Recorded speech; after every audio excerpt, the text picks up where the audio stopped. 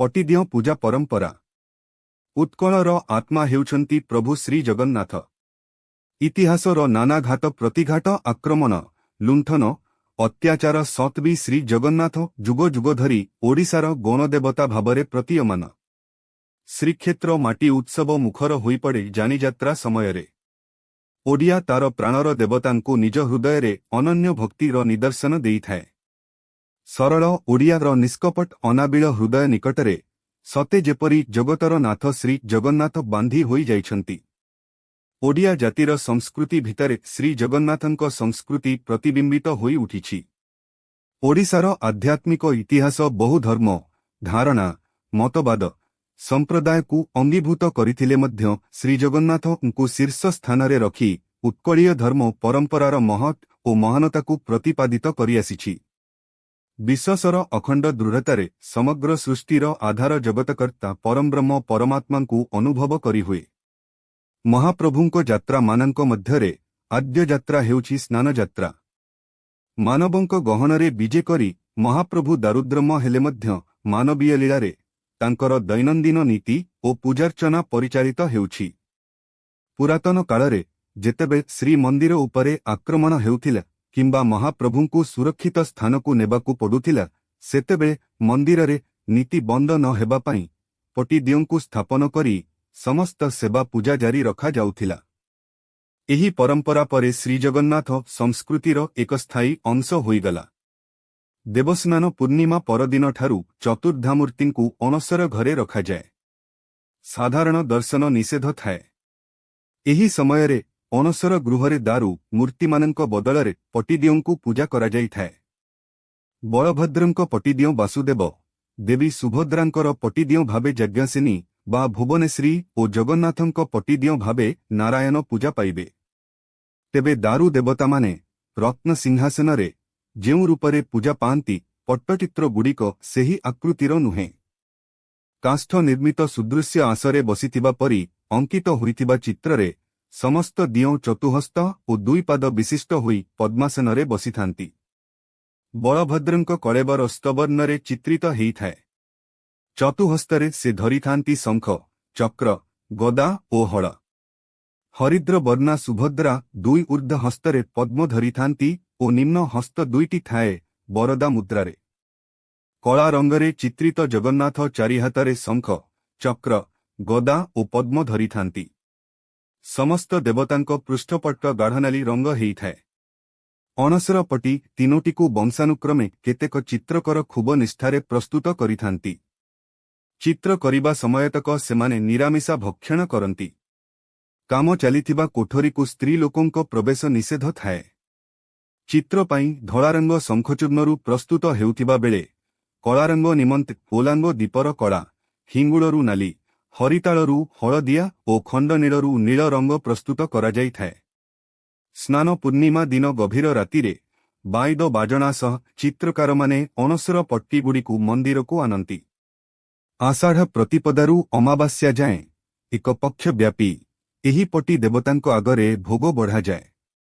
अणसर घरे ठाकुर मानंकु पणा और चकटा भोग आदि करा जाउथिबा बेले पटिदियोंकु अन्न भोग करा जाइथाए। गर्भगृह संलग्न दक्षिण घरू सेवायत माने 7 गोटी चलंती प्रतिमा आनी अणसर घर बाहर पटे पका जाइथिबा गोटी खट उपरे रखंती। बलभद्रंक आस्थान समीपरे राम नृसिंह और दोलगोविंदंक विग्रह रहे।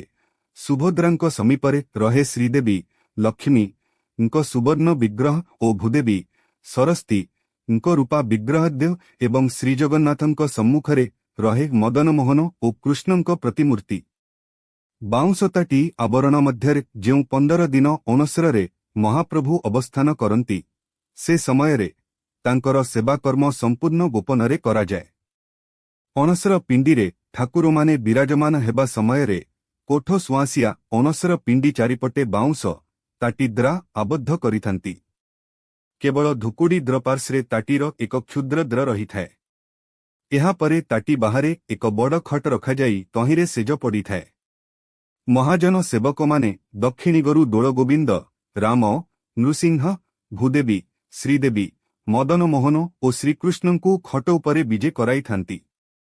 ବିଜେ ପ୍ରତିମାଙ୍କ ପଛପାର୍ଶ୍ୱରେ ଚିତ୍ରକର ସେବକଙ୍କ ଘରୁ ଆସିଥିବା ତିନି ଚିତ୍ର ପ୍ରତିମା ଯଥା ବାସୁଦେବ, ଭୁବନେଶ୍ରୀ ଓ ନାରାୟଣଙ୍କ ଚିତ୍ରପଟି ଅଣସର ତାଟିରେ ବନ୍ଧାଯାଇଥାଏ। ଶ୍ରୀମନ୍ଦିର ପରିଭାଷାରେ ଏହାକୁ ଦଶାବତାର ମୂର୍ତ୍ତି କୁହାଯାଏ। ଏହି ଠାକୁରଙ୍କର ପଞ୍ଚାମୃତରେ ସ୍ନାନ ନୀତି ବଢ଼ିବା ପରେ ଅଣସର ବିଧି ପାରମ୍ପରିକ ରୀତିରେ ଆରମ୍ଭ ହୋଇଥାଏ। ଏହି ସମୟରେ ଉକ୍ତ ପଟ୍ଟଚିତ୍ର ଠାକୁର ଓ ଚଳନ୍ତି ପ୍ରତିମାଙ୍କ ନିକଟରେ ଶ୍ରୀମନ୍ଦିରର ଦୈନନ୍ଦିନ ନୀତି ସମାହିତ ହୋଇଥାଏ।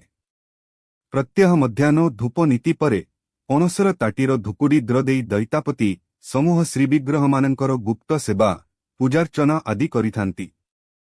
ଦୈତା ଓ ପତି ମହାପାତ୍ର ସେବକ ଏହି ସମୟରେ ପ୍ରଭୁଙ୍କର ସେବାଯତ୍ନ ନେଇଥାନ୍ତି। ଏପରିକି ଏମାନଙ୍କ ବ୍ୟତୀତ ଅନ୍ୟ କୌଣସି ସେବକ ଅଣସର ସମୟରେ ବିଗ୍ରହମାନଙ୍କର ଦର୍ଶନ ପାଇନଥାନ୍ତି। ଜଣେ ବ୍ୟକ୍ତି ଜ୍ୱର ରୋଗରେ ପୀଡ଼ିତ ହେଲେ ଯେପରି ପଥିପାଚନ ସଧାର ଆବଶ୍ୟକତା ପଡ଼ିଥାଏ, ଠିକ୍ ସେହିପରି ଦାରୁବ୍ରହ୍ମରୂପୀ ଶ୍ରୀବିଗ୍ରହମାନଙ୍କର ସମସ୍ତ ସେବା ଦୈତାପତି ସେବକମାନେ ଅତି ଆଗ୍ରହ ଓ ନିଷ୍ଠାର ସହ ତୁଲାଇଥାନ୍ତି। ପୀଡ଼ିତ ରୋଗୀଙ୍କ ଖାଦ୍ୟ ଯେପରି ସରଳ, ତରଳ, ସ୍ୱାସ୍ଥ୍ୟବର୍ଦ୍ଧକ ହୋଇଥାଏ, ସେହିଭଳି ବିଗ୍ରହମାନଙ୍କୁ ଲିଆ, ଛତୁ, ଗୁଡ଼ଖି, ପଣସ, ଆମ୍ବ ଆଦି ପ୍ରସାଦ ଅର୍ପଣ ସମେତ ଦୁଧ, ସର, ଛେନା, କର୍ପୂର, ଜାଇଫଳ ଓ ନବାଟ ମିଶ୍ରିତ ପଣା ଭୋଗ କରାଯାଇଥାଏ। ସୂଚନାଯୋଗ୍ୟ ଯେ ଏହି ସମୟରେ ଠାକୁରମାନେ ଶୁକ୍ଳ ବସ୍ତ୍ର ଓ ଶୁକ୍ଳ ପୁଷ୍ପ ଧାରଣ ପୂର୍ବକ ଏକ ବସ୍ତ୍ରରେ ରହିଥାନ୍ତି। ଠିକ୍ ସେହିଭଳି ଦୈତାପତିମାନେ ମଧ୍ୟ ଉକ୍ତ ସମୟରେ ଏକବସ୍ତ୍ର ହୋଇ ମହାପ୍ରଭୁଙ୍କ ସେବାକାର୍ଯ୍ୟ ତୁଲାଇଥାନ୍ତି। ପଟି ଅର୍ଥ ପବିତ୍ର ବସ୍ତ୍ର କିମ୍ବା କପଡ଼ା ଏବଂ ଦିଅଁ ଅର୍ଥ ଦେବତା। ଏହି ପବିତ୍ର ବସ୍ତ୍ରରେ ଶ୍ରୀ ଜଗନ୍ନାଥ, ଶ୍ରୀ ବଳଭଦ୍ର ଓ ଦେବୀ ସୁଭଦ୍ରାଙ୍କ ପ୍ରତୀକାତ୍ମକ ରୂପ ସ୍ଥାପନ କରାଯାଏ।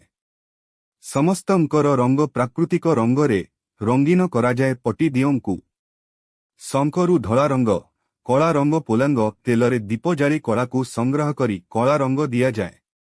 ହିଙ୍ଗୁଳରୁ ନାଲି ରଙ୍ଗ, ହରିତାଳରୁ ହଳଦିଆ, ନେଲି ରଙ୍ଗ ଖଣ୍ଡରୁ ନୀଳ ରଙ୍ଗ ପ୍ରସ୍ତୁତ କରାଯାଏ। ଏପଟେ ଶ୍ରୀମନ୍ଦିରରେ ପଟିଦିଅଁ 15 ଦିନ ପୂଜା ପାଆନ୍ତି। ଅଣସର ବେଳେ ପୂଜା ପାଉଥିବା ପଟିଦିଅଁଙ୍କୁ ଖୁବ ନିଷ୍ଠାର ସହ ତିଆରି କରନ୍ତି ଅଣସର ସେବକ। ପଟି ଖରାରେ ପଡ଼େ। ତାପରେ ଖଡ଼ି ଗୁଣ୍ଡ ଲାଗି ସାରିବା ପରେ ପୁଣି ଖରାରେ ଶୁଖାଯାଏ। ଖରାରେ ଶୁଖି ସାରିଲା ପରେ ପଥରରେ ଘଷାଯାଏ। ଘଷା ହୋଇ ପଲିସି କରି ତାପରେ କଇଁଚିରେ କଟାକଟି ହେବ। ତା ଉପରେ ଠାକୁରଙ୍କ ଚିତ୍ର ଅଙ୍କନ ହେବ। ତାପରେ ସେ ସବୁରେ ରଙ୍ଗ ଦିଆଯାଏ। ପଟିଦିଅଁଙ୍କ ସମ୍ମୁଖରେ ସମସ୍ତ ନୀତିକାନ୍ତି କରାଯାଏ। 15 ଦିନ ପଟିଦିଅଁଙ୍କୁ ଦର୍ଶନ କରି ଭକ୍ତ ଶାନ୍ତି ଲାଭ କରନ୍ତି। ଅଣସର ଗୃହର ଦ୍ୱାରରେ ବ୍ରହ୍ମା ଓ ଶଙ୍କର ହାତ ଯୋଡ଼ି ଠିଆ ହୋଇଛନ୍ତି। ଭିତରେ ପ୍ରବେଶ ନିଷେଧ। କେବଳ ଦୈତାପତି ସେବକମାନେ ବହୁ ନିଷ୍ଠା ପାଳନ ମାସେ କରିଥିବାରୁ ସେମାନେ ଯିବା ଆସିବା କରନ୍ତି। ସାବଧାନ ହୋଇ ସବୁ କାର୍ଯ୍ୟକ୍ରମ କରନ୍ତି। ସମୟରେ ଠାକୁରମାନେ ଶୁକ୍ଳ ବସ୍ତ୍ର ଓ ଶୁକ୍ଳ ପୁଷ୍ପ ଧାରଣ ପୂର୍ବକ ଏକ ବସ୍ତ୍ରରେ ରହିଥାନ୍ତି। ରୁକ୍ମିଣୀ ହରଣ ଏକାଦଶୀ ଠାରୁ ପଟିଦିଅଁ ନିର୍ମି ନ କାର୍ଯ୍ୟ ଚିତ୍ରକର ସେବକମାନେ ଆରମ୍ଭ କରିଥାନ୍ତି। ଶ୍ରୀ ବିଗ୍ରହଙ୍କ ସ୍ଥାନରେ ଅନନ୍ତ ବାସୁଦେବ, ଅନନ୍ତ ନାରାୟଣ, ଭୁବନେଶ୍ରୀ ତିନି ମୂର୍ତ୍ତି ରୂପେ ପୂଜା ପାଆନ୍ତି। ଏହି ପଟିଦିଅଁଙ୍କ ନୀତି ଓ ପୂଜା କରାଯାଏ। ଅଣସର ସମୟରେ ପଟିଦିଅଁ ନିକଟରେ ମହାପ୍ରଭୁଙ୍କର ସମସ୍ତ ନୀତିକାନ୍ତି ଯଥା ମଙ୍ଗଳ ଆଳତି, ସକାଳ ଧୂପ ଓ ଅନ୍ୟାନ୍ୟ ଦୈନିକ ଭୋଗ ଲାଗି କରାଯାଏ। ପଟିଦିଅଁ ପୂଜା ହେଉଛି ଶ୍ରୀଜଗନ୍ନାଥ ସଂସ୍କୃତିର ଏକ ପବିତ୍ର ପରମ୍ପରା। ଏହି ପୂଜାର ମୂଳ ଭାବ ହେଉଛି ଭଗବାନ କେବଳ ବିଗ୍ରହରେ ସୀମିତ ନୁହନ୍ତି, ଭକ୍ତି, ଶ୍ରଦ୍ଧା ଓ ପ୍ରତୀକରେ ମଧ୍ୟ ସେ ସମାନ ଭାବେ ବିରାଜମାନ। ପଟିଦିଅଁ ପୂଜା ଶ୍ରୀଜଗନ୍ନାଥଙ୍କ ଲୀଳା, ପରମ୍ପରା ଏବଂ ଭକ୍ତିର ଏକ ଅନନ୍ୟ ନିଦର୍ଶନ। ଏହା ଭକ୍ତମାନଙ୍କୁ ବିଶ୍ୱାସ, ସମର୍ପଣ ଓ ଆଧ୍ୟାତ୍ମିକ ଚେତନାର ବାର୍ତ୍ତା ପ୍ରଦାନ କରେ। ପଟିଦିଅଁ ପରମ୍ପରା ଶିଖାଏ ଯେ ଭଗବାନ କେବଳ କାଠର ବିଗ୍ରହରେ ସୀମିତ ନୁହନ୍ତି। ସେ ଭକ୍ତଙ୍କ ଭାବ, ଶ୍ରଦ୍ଧା ଓ ବିଶ୍ୱାସରେ ବିରାଜମାନ। ପ୍ରତୀକ ରୂପରେ ମଧ୍ୟ ସେ ସମାନ ଭାବରେ ପୂଜା ଗ୍ରହଣ କରନ୍ତି। ଆଷାଢ଼ ପ୍ରତିପଦ ଠାରୁ ଅମାବାସ୍ୟା ଯାଏଁ ଏକ ପକ୍ଷ ବ୍ୟାପୀ ଏହି ପଟି ଦେବତାଙ୍କୁ ଭୋଗ ବଢ଼ାଯାଇଥାଏ। ଗର୍ଭଗୃହ ସଂଲଗ୍ନ ଦକ୍ଷିଣ ଘରୁ ସେବାୟତମାନେ 7 ଗୋଟି ଚଳନ୍ତି ପ୍ରତିମା ଆଣି ଅଣସର ବାହାର ପଟେ ପକାଯାଇଥିବା ଗୋଟିଏ ଖଟ ଉପରେ ରଖନ୍ତି। बलभद्र आस्थान समीपरे राम नृसिंह और दोड़ गोविंदंक विग्रह, जगन्नाथंक सम्मुखरे मदन मोहन और कृष्णंक प्रतिमूर्ति, सुभद्रांक आस्थान समीपरे श्रीदेवी लक्ष्मींक सुवर्ण विग्रह, भूदेवी सरस्वतींक रूपा विग्रह रखाଯାଇଥାଏ। विग्रहंक धला रंग शंख चूर्णरू प्रस्तुत हुए। कला रंग पोलांग दीपर कला व्यवहार हुए। नाली रंग हिंगुड़रू, हरितालरू हलदिया, खंड नीलरू नील रंग प्रस्तुत होइଥାଏ। स्नान पूर्णिमा दिन गभीर रातिरे बाइद बाजणा सह चित्रकार माने अणसरपटी दिओंकु मंदिरकु आनिथांती। बलभद्र वासुदेव, सुभद्रा भुवनेश्वरी जगन्नाथ नारायणଙ୍କ प्रतीक। किछि काती सिक विवरणी और लोक परंपरारे पटी दिओ विषय भिन्न मत मिले। श्रीमंदिर पारंपरिक सेवायत परंपरा अनुजाई एहार नीति नियम पालन करा जाए। जगन्नाथ समेत सप्तधावरण मूर्तिंकु दर्शन न करी भक्त जेपरी रही पारे ना, ठीक सेपरी भगवान मध्य भक्त ठारू दूरे क्षणे मात्र रही पारंती नहीं। एहा भक्त ओ भगवानंक प्रेम कहानी। तेनु भक्त ओ भगवानंक प्रेमर प्रतीक ही पटी दिओ। जेमिति हेउना काहींकि दर्शन करिबार सौभाग्यरू महाप्रभु काहाकु वंचित करंती नहीं। सूचनायोग्य जे एही पटी दिओ पूजा एहा जगन्नाथ संस्कृतिर एक अत्यंत प्राचीन और रहस्यमय परंपरा। एही समयरे जगन्नाथंक स्थानरे भक्त माने ब्रह्मगिरीर अलारनाथंकु विष्णु रूपरे दर्शन करिथांती। कान्हू चरण पाणिग्राही, सत्य विहार, रसुलगढ़, भुवनेश्वर। आपण शीर्षक चैनल को सब्सक्राइब कलेनी कि जदि करिनांती एबे सब्सक्राइब करि नियंतु। एभली दिव्य सीरीज आध्यात्मिक, पौराणिक, साहित्य, गल्प, कविता तथा ओडिया भाषा और संस्कृतिर समृद्धि पाई एही यात्रा रे शामिल होई बहुल मात्रा रे लाइक, कमेंट और शेयर करंतु। जय जगन्नाथ।